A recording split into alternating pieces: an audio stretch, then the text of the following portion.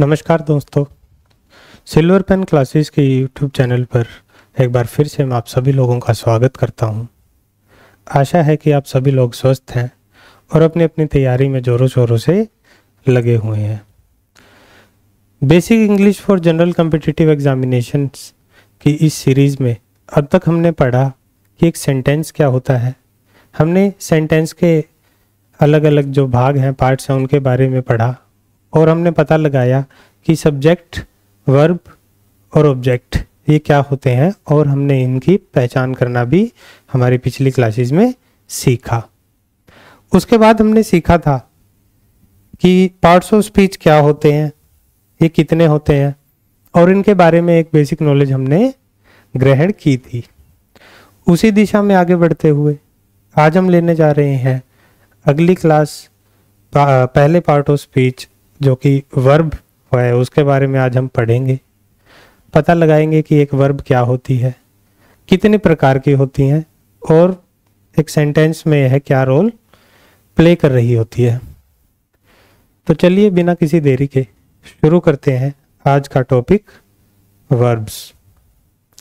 देखिए, आपके सामने एक डेफिनेशन लिखी हुई है बताने के लिए आप लोगों को कि एक वर्ब है जो वह क्या होती है।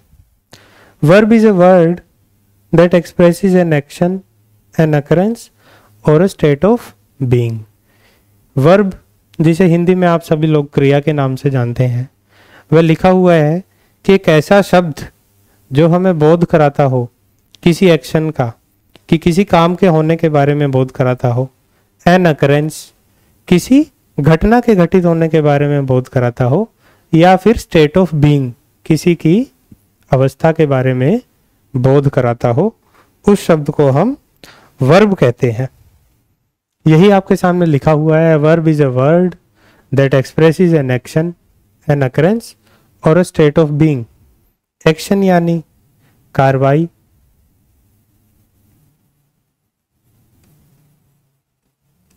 कार्यवाही, अकरेंस यानी घटना,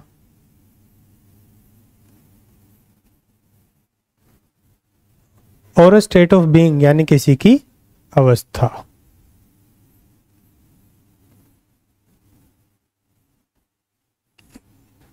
मैंने पहले भी आप लोगों को बताया था कि even to exist is a verb, कि अस्तित्व में होना भी अपने आप में एक क्रिया है। तो आप यहां लिख भी सकते हैं, अस्तित्व में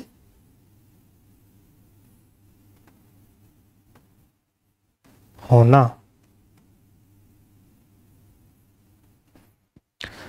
कुछ एग्जाम्पल्स, कुछ वर्ड्स आपके सामने लिखे हुए हैं जो कि क्रिया होते हैं। Run, eat, write, dance, sleep, think, study, kick. भागना, खाना, लिखना, नाचना, सोना, सोचना, पढ़ना, किक करना, किसी को लात मारना, किसी चीज को लात मारना, और इज, आर, एम, वॉज, वर की होना, यह भी वर्ब्स होती हैं। इनको हम हेल्पिंग वर्ब्स या लिंकिंग वर्ब्स में भी कैटेगराइज करते हैं। आगे जाके हम पढ़ेंगे इस बारे में। एग्जाम्पल्स आपके सामने लिखे हुए हैं, कुछ सेंटेंसेस लिखे हुए हैं। ही रीड्स, वह पढ़ता है। तो हमने अभी यही सीखा कि वह शब्द जो किसी भी कार्य के होने का बोध कराता हो, उसी को हम क्रिया कहते हैं। तो इस सेंटेंस में कि ही रीड्स, वह पढ़ता है, कार्य क्या हो रहा है, पढ़ने का कार्य किया जा रहा है इसके द्वारा, किसी लड़के या किसी इंसान के द्वारा। तो वही शब्द जो हमें किसी कार्य के होने का बोध कराता हो, उसी को हम वर्ब कहते हैं, उसी को क्रिया कहते हैं। वी डांस, हम नाचते हैं। कैट्स जंप, बिल्लियां छलांग लगाती हैं। द बेबी स्लीप्स, कि बच्चा है जो वह सोता है। ही किक्ड द बॉल, उसने गेंद को लात मारी। तो उसने क्या कार्य किया यहाँ पर, उसने लात मारने का कार्य किया। और लात मारने के लिए जो वर्ड यहाँ पर यूज किया गया है, किक्ड है, तो यही हो गया है यहाँ पर verb. She close the door, उसने दरवाज़ा बंद कर दिया। तो उसने क्या कार्य किया है इस वाक्य में आप देख पा रहे होंगे, उसने कार्य किया है दरवाजे को बंद करने का। तो जो वर्ड यूज किया गया है किसी भी कार्य का बोध कराने के लिए उसी को कहते हैं वर्ब। आई एम, मैं हूं, वी आर, हम हैं, और दे वर, वे थे। तो अस्तित्व में थे, तो अस्तित्व में होना भी मैंने आपको बताया कि वर्ब होती है, क्रिया होती है। चलिए आगे चलते हैं। अब वर्ब्स की आगे फर्दर कैटेगराइजेशन की गई है, उनको फर्दर डिवाइड किया गया है दो पार्ट्स में। पहली है मेन वर्ब्स और दूसरी है ऑक्सिलरी वर्ब्स। देखिए, जब भी हम किसी सेंटेंस को पढ़ रहे होंगे तो उसमें हो सकता है कि एक वर्ब का भी इस्तेमाल किया गया हो सकता है कि एक से अधिक वर्ब का भी इस्तेमाल किया गया हो। तो जब एक से अधिक वर्ब का इस्तेमाल किसी भी सेंटेंस में किया जा रहा होगा तो उसमें हम देख रहे होंगे कि जो एक वर्ड होगा उनमें से वो मुख्यतः उसी बारे में सेंटेंस बात कर रहा होगा कि सब्जेक्ट द्वारा वह एक्शन किया गया। तो वही शब्द जिसके बारे में मुख्यतः बात की जा रही है, वही क्रिया जिसके बारे में सेंटेंस बता रहा है, हमें जानकारी दे रहा है, उसको बोलते हैं मेन वर्ब। इसको हम प्रिंसिपल वर्ब के नाम से भी जानते हैं। Main verb, also called as principal verb, is the verb in a sentence that shows the main action or state of being। जो मेन एक्शन किसी भी सेंटेंस में हो रहा हो, उस एक्शन का जो बोध कराता हो, वही होती है main verb. It carries the primary meaning of the sentence, कि जो सेंटेंस है वो मुख्यतः इसी वर्ब पर टिका हुआ है। इस वर्ब के बिना सेंटेंस अधूरा है। एंड कैन स्टैंड अलोन और be accompanied by auxiliary verb. वही बात दोबारा इसमें आपको बताई जा रही है कि जो मेन वर्ब होती है यह अकेली भी हो सकती है किसी सेंटेंस में, और इसके साथ एक दो वर्ब्स और भी हो सकती हैं जिन्हें हम ऑक्सिलरी या फिर हेल्पिंग वर्ब के नाम से जानते हैं। अगली है auxiliary verbs. An auxiliary verb, also known as helping verb, is a verb that is used alongside a main verb. वही मेन वर्ब के साथ और भी कुछ वर्ब्स हो सकती हैं किसी भी सेंटेंस में। यह किसके काम आती है? To form different tenses. Tenses जैसा कि आपको पता है, काल इंग्लिश में 3 टेंसेस होते हैं, प्रेजेंट, पास्ट और फ्यूचर।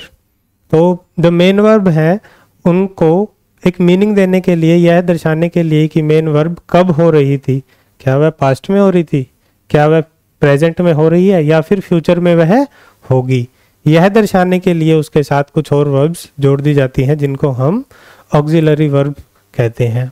वॉइसेस और मूड्स, एक्टिव वॉइस में है वर्ब है जो, वो पैसिव वॉइस में है, यह दर्शाने के लिए भी हमें मेन वर्ब के साथ एक और वर्ब की जरूरत पड़ती है, उन्हीं को हम ऑक्सिलरी वर्ब्स कहते हैं।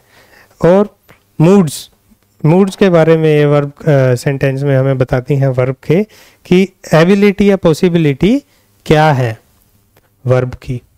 आप लिख भी सकते हैं कि it tells about the ability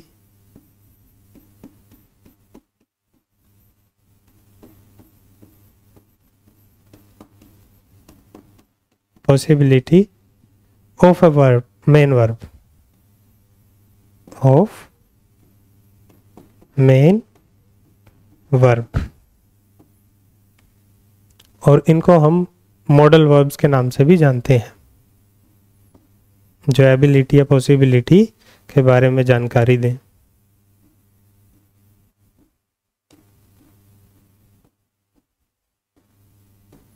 examples हैं इनके ऑक्सिलरी वर्ब्स के। जितनी भी स्टेट ऑफ बीइंग की वर्ब्स हैं, इज, एम, आर, वाज, वर,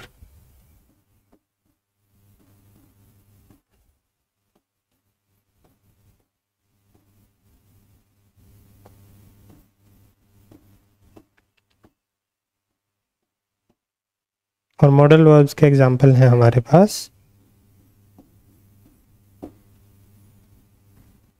आप लिख सकते हैं अभी के लिए कैन, कुड, शैल और शुड।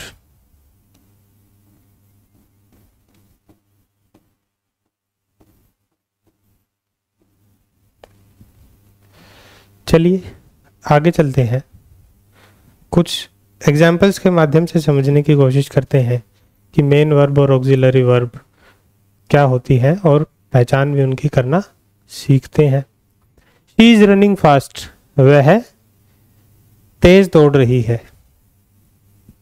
तो इसमें जो मुख्यतः वर्ब है आप देख पा रहे होंगे किसके बारे में बात की जा रही है, दौड़ने के बारे में बात की जा रही है। तो जो मेन वर्ब है वह निश्चित ही रनिंग हो जाएगी।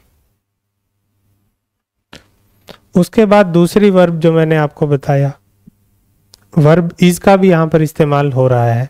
तो वर्ब इज यहाँ पर हेल्पिंग वर्ब होगी। क्या ये मेन वर्ब की हेल्प कर रही है? कैसे हेल्प कर रही है? यह इस सेंटेंस में ये दिखा रही है दोस्तों कि जो मेन वर्ब है उसके होने का समय क्या है। क्योंकि अगर मैं यहाँ से इज हटाकर यहाँ पर वाज लिख देता तो सेंटेंस का मीनिंग ही चेंज हो जाता। सेंटेंस फिर हमें रेफर करता कि वह तेज दौड़ रही थी, ना कि दौड़ रही है। तो इज है जो यहाँ टेंस बताने के लिए यूज किया गया है मेन वर्ब के, इसलिए यह यहाँ पर हुई हेल्पिंग वर्ब। मेन वर्ब है जो running. He can swim very well, कि वह बहुत अच्छा तैर सकता है। तो जो बात मुख्यतः हो रही है किसके बारे में बताया जा रहा है कि वह तैर सकता है। तो स्विम हो गया है मेन वर्ब, कैन हो गया है वो हेल्पिंग वर्ब या फिर ऑक्सिलरी वर्ब।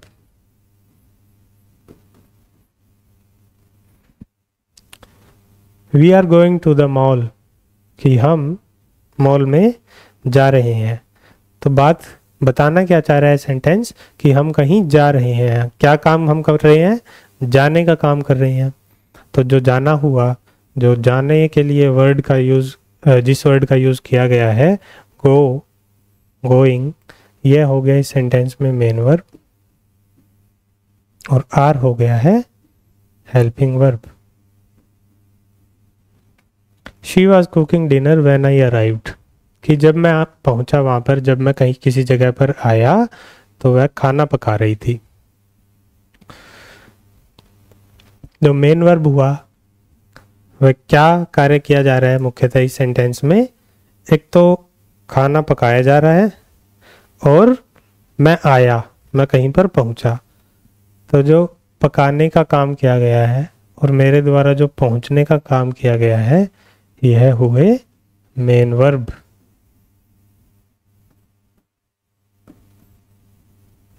और जो वाज है यह बताने के लिए इस्तेमाल किया जा रहा है कि यह सेंटेंस पास्ट टेंस में है। तो यही हुआ हेल्पिंग वर्ब या फिर ऑक्सिलरी वर्ब। अगले सेंटेंस की ओर चलते हैं। You should study for the test, कि तुम्हें टेस्ट के लिए पढ़ाई करनी चाहिए। तो जो मुख्य कार्य करना चाहिए जिसके बारे में यह सेंटेंस है कि तुम्हें पढ़ाई करनी चाहिए, तुम्हें पढ़ना चाहिए, तो यही हुआ मेन वर्ब। और शुड, की चाहिए, पढ़ना चाहिए, तो शुड है वो हो गया है मॉडल वर्ब।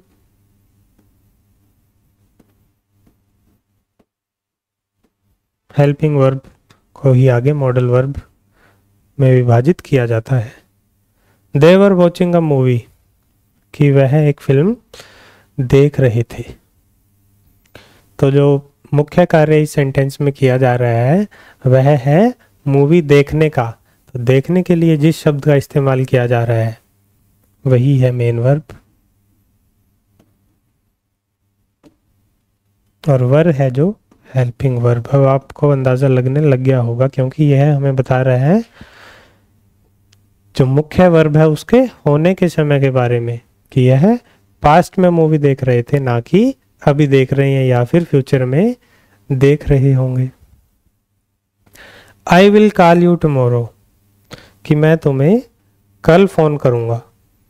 तो मुख्य जो बात है बताई जा रही है सेंटेंस के द्वारा वह क्या है कि मैं फोन करूंगा।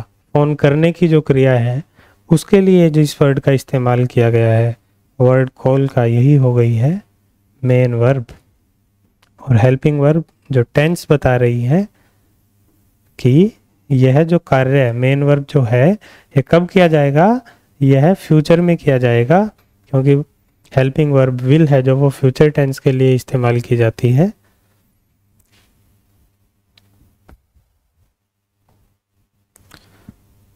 आगे चलते हैं कि जो मेन वर्ब होती है उसको भी दो हिस्सों में तोड़ा जा सकता है। पहला हिस्सा होता है जो ट्रांजिटिव और दूसरा इंट्रांजिटिव। इनको इन भागों में आगे डिवाइड किया जा सकता है। देखिए, जो ट्रांजिटिव शब्द है इसका हिंदी में मतलब होता है किसी दूसरी चीज पर पास कर जाना, मतलब इंग्लिश में बोलें तो to pass over to something और समबडी। कुछ शब्द ऐसे होते हैं, कुछ क्रियाएं ऐसी होती हैं जो करने के लिए हमें एक कोई या तो चीज चाहिए होगी या कोई इंसान चाहिए होगा जिस पर या जिसके कारण वह क्रिया हम कर रहे होंगे।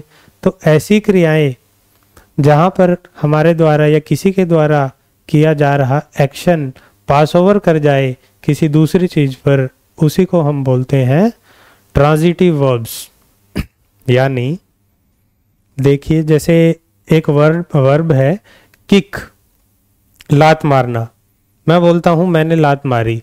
अब मैं हवा को तो लात मारूंगा नहीं, मेरे को लात मारने के लिए एक या तो गेंद चाहिए या दीवार चाहिए या कोई भी इंसान चाहिए, कोई ऐसी चीज चाहिए जिस पर मैं यह क्रिया कर सकूं। तो ऐसी क्रियाएं जिसके लिए हमें एक एजेंट की जरूरत हो, जिस पर हमारी द्वारा की गई क्रिया का असर हो रहा हो या जिस पर हमारे एक्शन का रिजल्ट पास ओवर हो रहा हो, उसी को बोलते हैं ट्रांजिटिव वर्ब्स। ट्रांजिटिव का मतलब मैंने आपको बताया, टू पास ओवर।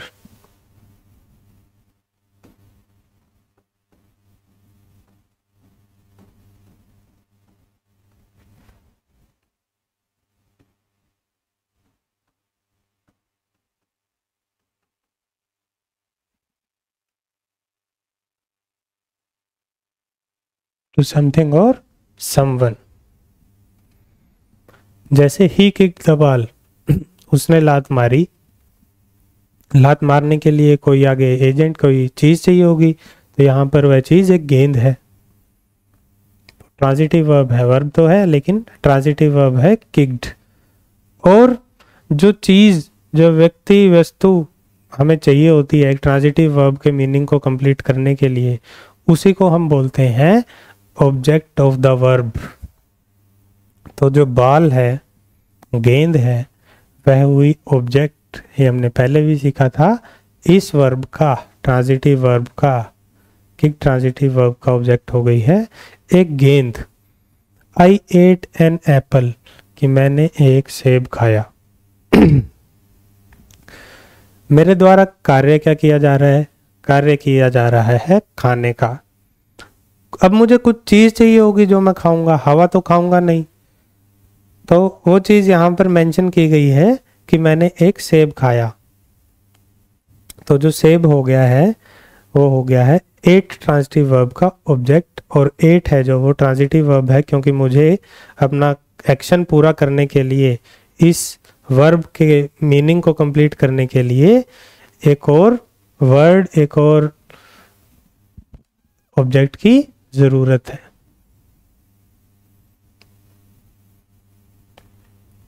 ऑब्जेक्ट का पता लगाने के लिए किसी भी सेंटेंस में, एक बार आपने अगर क्रिया पहचान ली, वर्ब पहचान लिया किसी भी वाक्य में, किसी भी सेंटेंस में, उसके बाद आप व्हाट या होम का अगर इस्तेमाल करेंगे तो जो आंसर दे रहा होगा आपके क्वेश्चन का, वही वर्ड होता है ऑब्जेक्ट ऑफ अ वर्ब। जैसे पहला सेंटेंस था ही किक्ड द बॉल, तो आप कह सकते थे, अगर आपने पहचान ली कि किक्ड यहाँ पर वर्ब है, तो ही किक्ड आप ऐड कर देते व्हाट।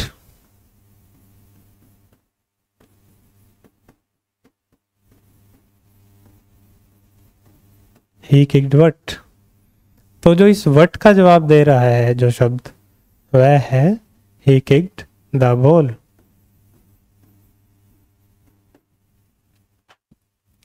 तो जो व्हाट का जवाब देगा जो भी वर्ड, वही होगा ऑब्जेक्ट ऑफ द वर्ब। अगले सेंटेंस में जैसे he ate an apple, he ate what, he ate an apple, एक सेब, तो यही इस वर्ब का ऑब्जेक्ट हुआ। The chef prepared a meal, जो शेफ था उसने तैयार किया खाना, उसने खाना तैयार किया, एक मील तैयार की। तो जो वर्ब है प्रिपेयर्ड, इसके लिए हमें एक और वर्ड की ज़रूरत पड़ रही है इसका मीनिंग कंप्लीट करने के लिए, कि उसने क्या प्रिपेयर किया, उसने एक मील प्रिपेयर की। तो जो प्रिपेयर्ड है वो यहाँ पर हो गया है ट्रांजिटिव वर्ब, और मील हो गया है वो इस ट्रांजिटिव वर्ब का ऑब्जेक्ट, क्योंकि अगर हम वट लगा के देखें इस वर्ब के बाद, द शेफ प्रिपेयर्ड वट, तो उसका जवाब दे रहा है द शेफ प्रिपेयर्ड अ मील। तो ए मील है जो निश्चित ही ऑब्जेक्ट हो गया है इस वर्ब का। इसके अलावा इंट्रांजिटिव वर्ब्स, ये वैसी क्रियाएं होती हैं, ये ऐसी वर्ब्स होती हैं जिनका मतलब अपने आप में संपूर्ण होता है, जो डबल एक्शन कर रही होती हैं, जो उस क्रिया के लिए इस्तेमाल भी की जाती हैं और वह क्रिया होती भी वही है, उनको किसी मीडियम या एजेंट की ज़रूरत नहीं होती।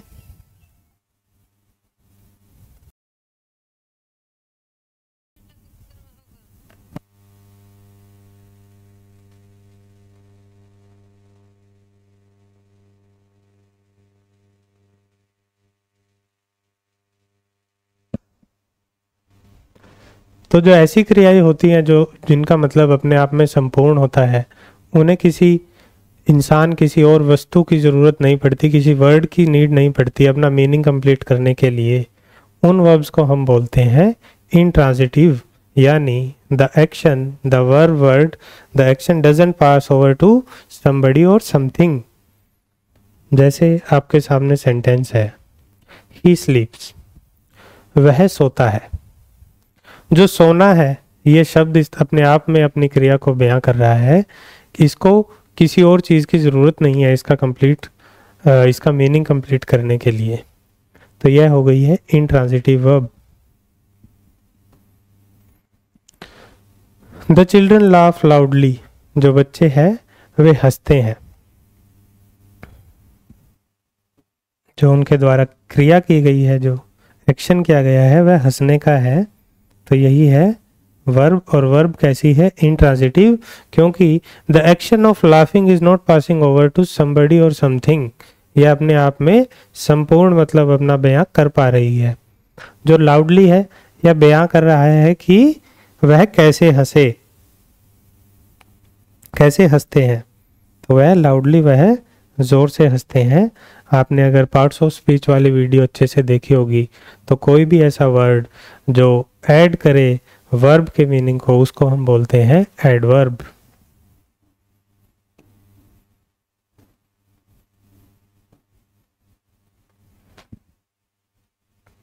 पीसफुली भी यहां पर एडवर्ब है। आगे चलते हैं। इनके अलावा भी लिंकिंग वर्ब नाम की भी कोई चीज होती है, जानते हैं कि यह क्या होती है। Linking verb is a verb that connects the subject of a sentence to a word, usually noun and adjective, that describes or identifies the subject। देखिए जैसा कि इसके नाम में है, यह है लिंकिंग वर्ब है, मतलब कि यह दो वर्ड्स को या किन्हीं चीज़ों को आपस में लिंक कर रही होगी, जोड़ रही होगी। तो वह दो शब्द कौन से हैं जिनको आपस में जोड़ रही होगी? पहला तो होगा सब्जेक्ट ऑफ अ सेंटेंस, और दूसरा उस सब्जेक्ट के बारे में ही अधिक जानकारी, उसकी खासियत। इन दो चीज़ों को जो भी वर्ब लिंक करे उसको बोलते हैं लिंकिंग वर्ब। जैसे फॉर्म्स ऑफ टू बी, जो होने की जितनी भी वर्ब्स है, होने के लिए इस्तेमाल जिनका किया जाता है, मैं हूँ, आप हैं, आप कैसे हैं, you are, was, were, be, being, been. और ये जो बिकम, जो हमारी आप बोल सकते हैं सेंसरी ऑर्गन्स हैं, जितनी भी सेंसेस होती हैं, उनके लिए जिन वर्ब्स का इस्तेमाल हम करते हैं, सूंघना, देखना, टेस्ट करना, सुनना, यह भी लिंकिंग वर्ब्स ही होती हैं। जैसे बिकम, सीम, लुक, फील करना, टेस्ट, साउंड, स्मेल और अपीयरेंस किसी की, जो वर्ड्स ये बयां करते हैं, जो वर्ब होती हैं, ये लिंकिंग वर्ब होती है। आगे चलते जानते हैं कि कैसे लिंक करती हैं। द सूप लुक्स कोल्ड, कि जो सूप है वह ठंडा है देखने में, कि वह ठंडा लग रहा है। तो जो दो वर्ड्स हैं जिनको लुक्स, जो दिखने की क्रिया है, यह लिंक कर रही है सब्जेक्ट सूप को, उसी के बारे में अधिक जानकारी दी गई है कि सूप कैसा था, सूप ठंडा लग रहा है। तो जो दूसरा वर्ड होता है जो लिंकिंग वर्ब के बाद में इस्तेमाल किया जा रहा होता है ऐसे सेंटेंसेस में, जो अधिक जानकारी दे रहा होता है सब्जेक्ट के बारे में ही, उसको हम बोलते हैं सब्जेक्टिव कॉम्प्लीमेंट। आपको पहले भी बता चुका हूं मैं ये बात।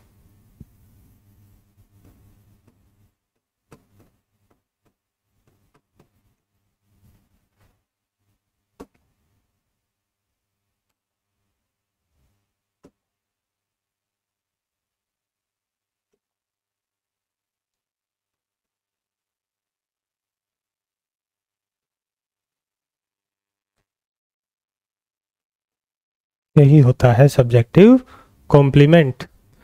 The stars appear bright tonight, कि जो सितारे हैं, जो तारे हैं, वो आज चमकीले लग रहे हैं। जो अपीयर है यह हो गई है लिंकिंग वर्ब, क्योंकि इनके द्वारा कोई कार्य नहीं किया जा रहा है, इनके बारे में अधिक जानकारी दी जा रही है कि वह चमकीले लग रहे हैं। उसके लिए जिस शब्द का इस्तेमाल किया जा रहा है उसको बोलते हैं हम लिंकिंग वर्ब, और ये हो गया है सब्जेक्टिव कॉम्प्लीमेंट, कि वह कैसे लग रहे हैं, वह हमें चमकीले लग रहे हैं आज। ये हो गया है सब्जेक्ट और वह है सब्जेक्टिव कॉम्प्लीमेंट, और ये linking verb. The music sounds loud, कि जो म्यूजिक है वह बहुत तेज सुनाई दे रहा है, तेज है, ऊंचा है। तो म्यूजिक के बारे में अधिक जानकारी दी जा रही है कि वह तेज है, और जो जानकारी दी जा रही है उसके साथ जो वर्ड लिंक कर रहा है साउंड्स, यही होता है लिंकिंग वर्ब, क्योंकि लाउड है जो, ये अधिक जानकारी है कि म्यूजिक लाउड है उसके बारे में। This painting becomes more beautiful every time I see it, कि यह तस्वीर और भी ज़्यादा खूबसूरत होती जाती है जितनी बार मैं इसको देखता हूँ। तो बताया क्या जा रहा है कि वह हो जाती है, इसके द्वारा कोई कार्य नहीं किया जा रहा है, यह हो जाती है और भी सुंदर जितनी बार मैं इसे देखता हूँ। तो जो बिकम्स है वह लिंकिंग वर्ब है। द केक टेस्ट स्वीट, जो केक है वह मीठा है, जब उसको टेस्ट किया गया तो जो केक है वह मीठा है, केक के बारे में ही अधिक जानकारी दी जा रही है। तो जो शब्द सब्जेक्ट को उसी के बारे में अधिक जानकारी जो दी जा रही है उसके साथ लिंक करता हो, जोड़ता हो, उसी को क्या बोलते हैं दोस्तों, उसी को बोलते हैं linking verb. He is the captain of the team, वह है टीम का कैप्टन, तो उसके बारे में अधिक जानकारी दी जा रही है कि वह कैप्टन है, उसके द्वारा कोई कार्य नहीं किया जा रहा है, सिर्फ हमें जानकारी दी जा रही है कि कैप्टन है, रेफर बैक कर रहा है सब्जेक्ट को, subjective complement. He was late for the match, कि वह मैच के लिए लेट था, देरी से पहुंचा। तो वही शब्द जो सब्जेक्ट को उसी के बारे में अधिक जानकारी दी जा रही है उसके साथ लिंक करता हो, उसी को बोलते हैं हम लिंकिंग वर्ब। तो यहाँ पर जो वाज है यही हो गया है लिंकिंग वर्ब। चलिए आगे चलते हैं। अब बात करते हैं कि टेंस क्या होता है। देखिए, आप सभी ने टेंस पढ़ा हुआ है हिंदी में, काल के नाम से आप जानते हैं। 3 प्रकार के काल होते हैं हिंदी भाषा में, भूतकाल, वर्तमान काल और भविष्य काल। इंग्लिश में भी 3 टेंसेस होते हैं, present, past, future, past, present और फ्यूचर। टेंस की डेफिनेशन अगर हम बोलें तो टेंस क्या होता है, एक फॉर्म ऑफ वर्ब होता है, होगा वर्ब ही लेकिन उसका एक रूप होगा, उसको एक नया रूप दे दिया जाएगा। क्यों दिया जाएगा नया रूप? ताकि वो किसी समय को रेफर करे, कि जो क्रिया हो रही है वो किस समय हुई, उस समय को रेफर करे, इसके लिए उसका हमें थोड़ा रूप बदलना पड़ेगा वर्ब का। तो तभी लिखा हुआ है आपके सामने, tense is a form of verb that shows the time of action. एक तो वो समय बताता है कि जो कार्य है वो किस समय हुआ, जो क्रिया है वह किस समय हुई, and state of its completeness, यह बहुत इंपॉर्टेंट है। हमें ये भी बताता है टेंस है जो, ये ऐसा फॉर्म ऑफ वर्ब है कि एक तो कार्य कब हुआ और कि क्या वह कार्य पूरा हो चुका है, क्या वह पूरा होना बाकी है, कब शुरू हुआ था, कब खत्म होगा, इसके बारे में भी वह हमें जानकारी देता है। And time of state of being of somebody, और यह हमें जानकारी देता है किसी की भी अवस्था के बारे में, कि कोई व्यक्ति अगर खुश था तो वह कब था, खुश है तो कब है। किसी की अवस्था होती है जो वो हो सकती है ना, वो भी या तो पास्ट में होगा वो खुश, या प्रेजेंट में खुश होगा, या आगे चल के फ्यूचर में खुश होगा। अवस्था के बारे में भी जो हमें जानकारी दें कि किस समय वह अवस्था रहेगी या रही होगी, वही होता है टेंस। तो ये कंप्लीट डेफिनेशन है टेंस की। Tense is a form of verb that shows the time of an action and state of its completeness and time of state of being of somebody. जैसा कि आप सभी लोग जानते हैं कि टेंस होते हैं जो 3 प्रकार के होते हैं। अगर ये टाइमलाइन है कि समय है, जो आप महाभारत में सुनते थे कि मैं समय हूं, तो ये है वो समय की चाल। यूनिडायरेक्शनल होता है समय, कि आगे ही निरंतर चलता रहता है। ये पॉइंट है पास्ट, प्रेजेंट और फ्यूचर। कि वर्ब ऐसा फॉर्म ऑफ टेंस ऐसा फॉर्म ऑफ वर्ब है जो हमें बताएगा कि जो वर्ब है इटसेल्फ वह किस समय हो रही होगी, कि वह या तो प्रेजेंट में हो सकती है, वर्तमान में, या वह पास्ट में हो सकती है कि वह पास्ट में हुई है, भूतकाल में हुई है, या फिर वह कभी आगे चल के फ्यूचर में होगी।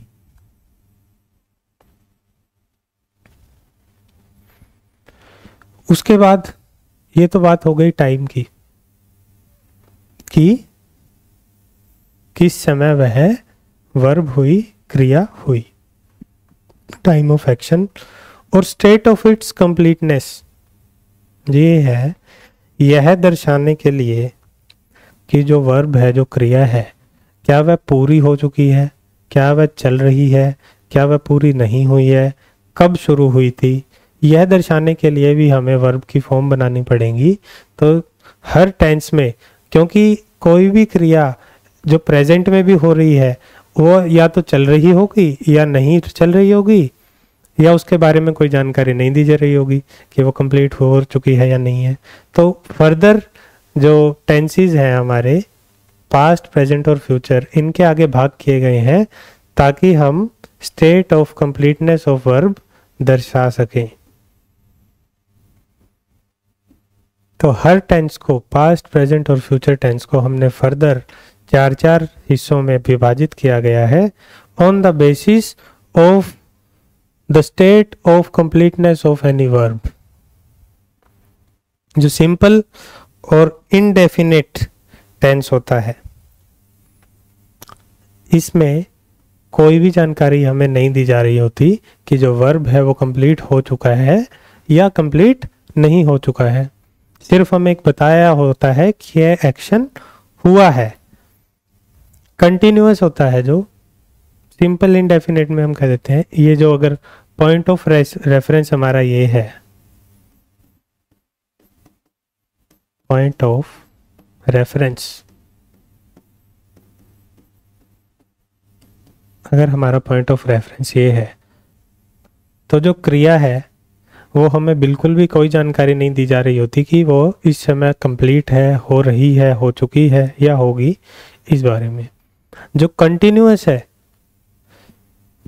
कंटिन्यूअस टेंस होते हैं जो, उनमें हमें क्लियर कट जानकारी दी जाती है एक, कि जो आपका पॉइंट ऑफ रेफरेंस है उस वक्त जो आपकी वर्ब है, जो क्रिया है, वह चल रही है। देखिए ये चलती हुई आपको नजर आ रही होगी कि जो एक्शन है that is happening at the time of speaking. जब भी आपने वो वाक्य बोला उस वक्त जो एक्शन है वह हो रहा है, वह चल रहा है। जैसे आई रन, पहला सेंटेंस इनडेफिनेट का लेते हैं हम, आई रन कि मैं दौड़ता हूं। अभी इस सेंटेंस से यह जानकारी आपको बिल्कुल भी नहीं दी जा रही है कि मैं इस वक्त दौड़ रहा हूं या नहीं दौड़ रहा हूं। तो कंप्लीटनेस है जो स्टेट ऑफ कंप्लीटनेस, उसके बारे में आपको कोई आइडिया नहीं हो रहा है और तभी इसको हम बोलते हैं इनडेफिनेट। अगर दूसरी बात करें हम प्रेजेंट की, प्रेजेंट कंटिन्यूअस की बात करते हैं कि आई एम रनिंग, इस सेंटेंस का मतलब ये है कि जिस वक्त आपने ये वाक्य बोला कि आई एम रनिंग, मैंने ये वाक्य बोला, उस दौरान मैं दौड़ रहा था, कि मैंने दौड़ते दौड़ते ये वाक्य बोला है कि right now I am running. Perfect tense क्या होता है? परफेक्ट टेंस होता है कि अगर ये पॉइंट ऑफ रेफरेंस हमारा ये है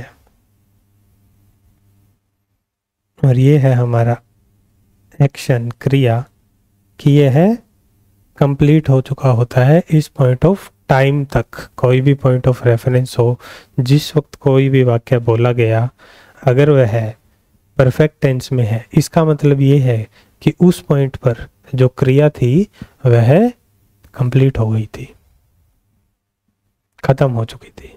ना आप कर नहीं रहे हो, आप शुरू नहीं करोगे, उस पॉइंट पर कंप्लीट एक्शन हो चुका था। परफेक्ट कंटिन्यूअस टेंस होता है जो दोस्तों, यह हमें बताता है कि कोई भी क्रिया शुरू हुई पास्ट में, पॉइंट ऑफ रेफरेंस जो भी आप ले रहे हो, जिस वक्त आप वाक्य बोल रहे हो उस वक्त शुरू नहीं हुई, उससे काफी पहले बहुत दूर से शुरू हुई, उस पॉइंट पर भी चलती आ रही है, होती आ रही है, वह कंप्लीट नहीं हुई है। इसी को हम बोलते हैं परफेक्ट कंटिन्यूअस टेंस। अगर हमारा पॉइंट ऑफ रेफरेंस ये है और ये हमारा एक्शन है, हमारी क्रिया है, क्रिया इस वक्त भी चल रही है और शुरू कब हुई थी?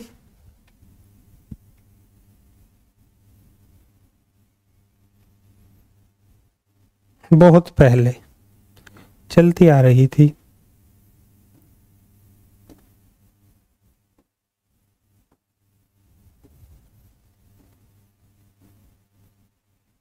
कि वह चलती आ रही थी और अभी भी चल ही रही है, खत्म नहीं हुई है, पूरी नहीं हुई है। होपफुली आपको इन डायग्राम से समझ आ गया होगा कि टेंस क्या होते हैं, कंप्लीट मीनिंग टेंस का क्या होता है। जो पहली है ये ड्राइंग में आपको दिखा रही होगी, जो वर्ब है वो 3 समय में हो सकता है, या तो वह पास्ट में हुआ होगा, या प्रेजेंट में हो रहा है, या फिर फ्यूचर में होगा। उसके बारे में बताता है हमें वर्ब का फॉर्म, उसको टेंस बोलते हैं।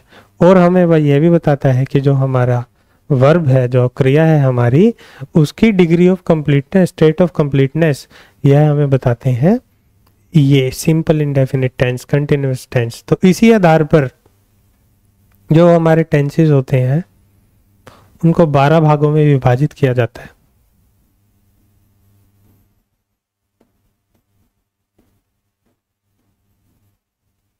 12 कैसे?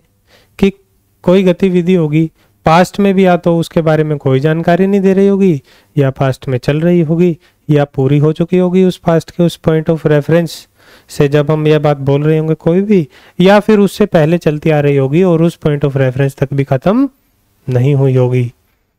वैसे ही प्रेजेंट टेंस में भी या तो जानकारी दी जा सकती है कि पूरी हुई है, नहीं हुई है, चल रही है, प्रेजेंट में खत्म हो चुकी है जिस पॉइंट पर हम बोल रहे हैं, या फिर परफेक्ट कंटिन्यूअस कि प्रेजेंट परफेक्ट कंटिन्यूअस पहले से चलती आ रही है लेकिन प्रेजेंट में जिस पॉइंट पर मैं वह बात बोल रहा हूँ उस वक्त पे भी वह कंप्लीट नहीं हुई है। ऐसे ही फ्यूचर टेंस में भी 4 भागों में आगे विभाजित किया जा सकता है on the basis of state of completeness of verb.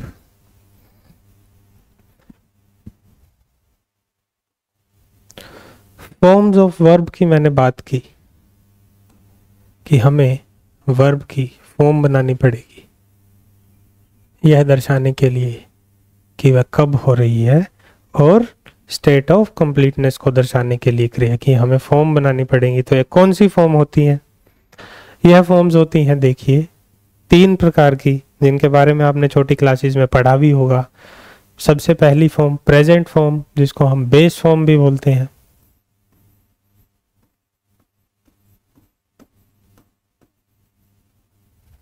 या फर्स्ट फॉर्म भी बोलते हैं।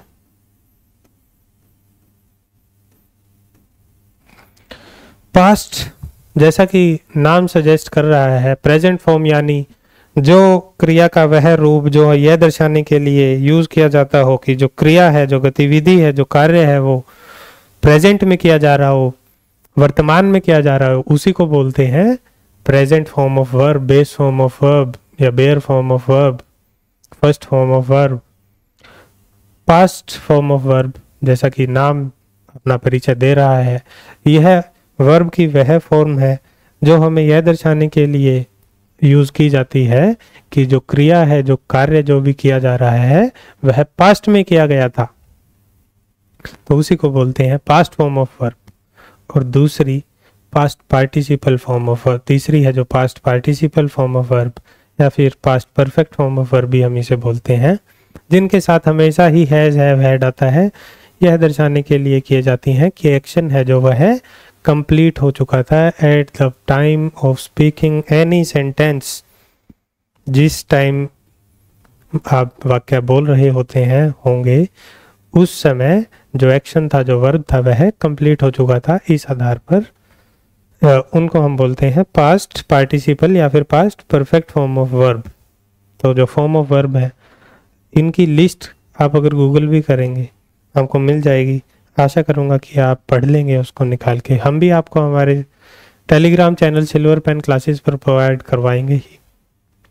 एग्जाम्पल आप देखिए, ईट, एट, ईटन, ऐसा कुछ आपने बचपन में पढ़ा होगा। इज, एम, आर, वाज, वर और बीन जो हेल्पिंग वर्ब है, इनकी भी फॉर्म्स होती हैं दर्शाने के लिए कि जो बात हो रही है किस समय की हो रही है। आगे चलते हैं। सिंगुलर और प्लूरल वर्ब क्या होती है? देखिए, जैसे नाउन और प्रोनाउन सिंगुलर और प्लूरल हो सकते हैं, वैसे ही वर्ब्स भी सिंगुलर और प्लूरल हो सकती हैं। क्यों होती हैं? देखिए, एक चीज होती है इंग्लिश में सब्जेक्ट वर्ब एग्रीमेंट।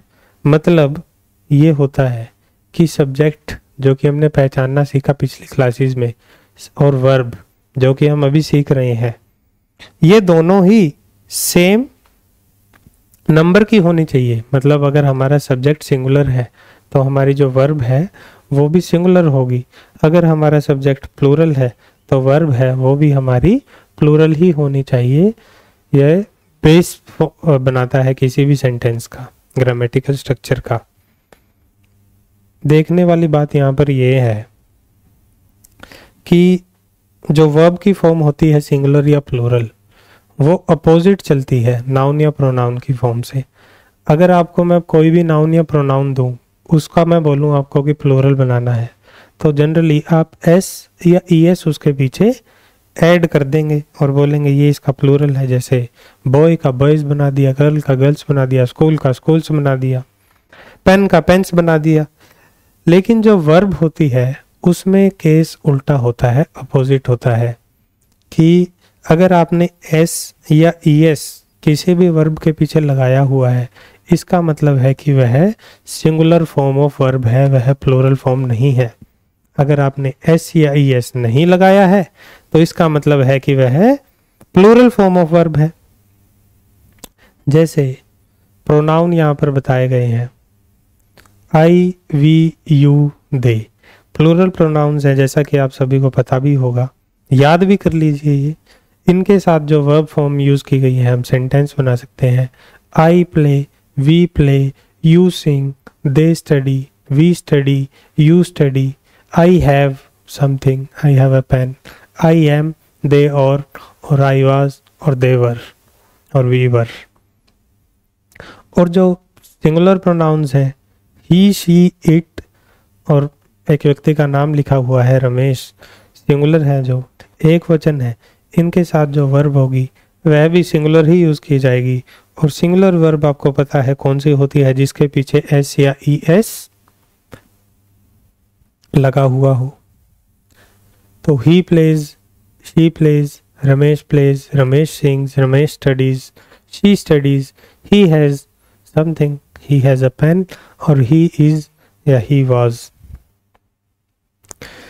तो आशा करता हूँ कि जो भी मैंने आपको यहाँ पर बताने की कोशिश की है कि एक वर्ब क्या होती है, हेल्पिंग वर्ब क्या होती है, वर्ब की पहचान कैसे करें कि मेन वर्ब क्या है किसी भी सेंटेंस में, सिंगुलर वर्ब क्या होती है, प्लूरल वर्ब क्या होती है, और उससे भी इम्पोर्टेंट कि टेंस क्या होती है, कंप्लीट डेफिनेशन जो आपको बहुत कम लोग बता पाएंगे कि एक टेंस असल में होता क्या है, कंप्लीट डेफिनेशन उसकी। कोई बोलेगा कि ये पॉइंट ऑफ टाइम को रेफर करती है, केवल पॉइंट ऑफ टाइम को रेफर करने नहीं कर रही होती, वर्ब है जो स्टेट ऑफ कंप्लीटनेस की भी दर्शाती है, जो वर्ब की फॉर्म, उसी को हम टेंस बोलते हैं, या किसी की स्टेट ऑफ बीइंग के बारे में दर्शाती है, उसी को हम टेंस बोलते हैं।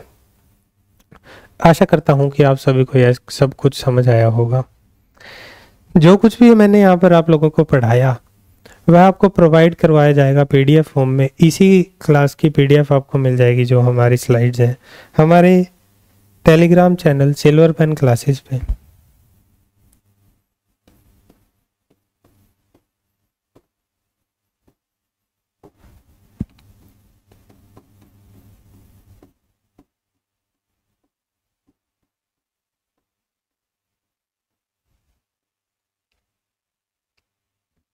तो आप लोग टेलीग्राम पर जाइए, वहाँ पर सर्च करिए सिल्वर पेन क्लासेस, ज्वाइन करिए इस चैनल को, ताकि आपको इस क्लास की पीडीएफ और हमारी पिछली जितनी भी क्लासेस हुई हैं उनकी पीडीएफ आपको वहाँ पर उपलब्ध हो जाए, आप रिवाइज कर सके वहाँ से। उसके अलावा समय समय पर जो नए एग्ज़ाम्स या कोई भी एग्ज़ाम से रिलेटेड आपकी अपडेट्स होगी वो भी हम उस चैनल पर डालते रहेंगे। स्टडी मटेरियल भी हम खोज कर, जैसे मैंने आज की क्लास में आपको बताया कि there are 3 forms of verb, इनके बारे में भी हम एक पीडीएफ तैयार कर डाल देंगे। आप वह याद कर लीजिएगा, आपकी आने वाली क्लासेस में वह बहुत मदद करेगी। अगली क्लास में हम सीख रहे होंगे एक बहुत इम्पोर्टेंट टॉपिक, वर्ब्स का। तो ऐसा टॉपिक है, देखिए आपका जब तक सिलेबस चलता रहेगा तब तक वर्ब्स का टॉपिक भी चलता रहेगा, अलग अलग वर्ब फॉर्म्स आपके सामने आते रहेंगे। हम सर डिस्कस करेंगे अगली क्लास में बहुत इंपॉर्टेंट टॉपिक इंग्लिश लैंग्वेज का, जिसके बारे में जिस पर सवाल हर एग्ज़ाम में पूछा जाता है, इसके बिना एग्ज़ाम अधूरा होता है। Subject verb agreement, subject verb agreement. हम डिस्कस करेंगे कि कैसे सब्जेक्ट और वर्ब का आपस में तालमेल बिठाया जाए, संयोग बनाया जाए। तब तक के लिए अपनी तैयारी जारी रखिए और क्लास को अंत तक देखने के लिए बहुत बहुत धन्यवाद आप लोगों का।